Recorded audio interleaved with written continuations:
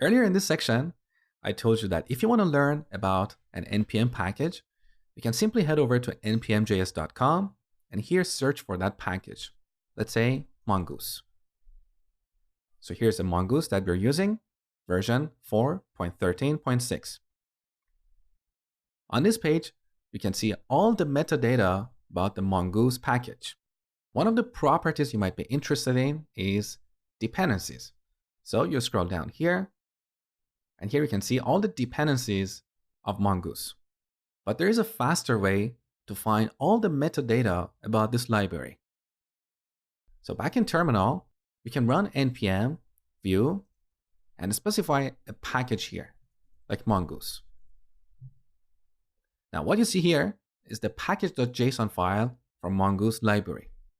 So if you scroll up, you can see some interesting properties like dependencies. You can see Mongoose is dependent upon async, and this is the version. So in this case, it's dependent exactly on async version 2.1.4, because here we don't have the caret or the tilde characters. Also, it's dependent upon bson, and here we have tilde. So as long as the version is 1.0, we're good here. If there is a patch available, that version could potentially also be compatible with Mongoose.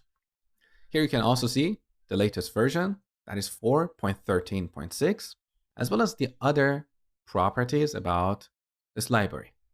Now, this package.json file was too big. It was hard to read it. If you're interested only on the dependencies, you can run npm view mongoose dependencies. So any properties that we have in package.json, we can add them here. In this case, we're looking only at the value of the dependencies property.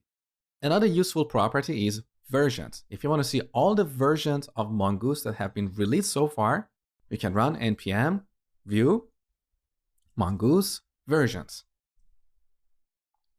So these are all the versions, and there are 311 more items in this list.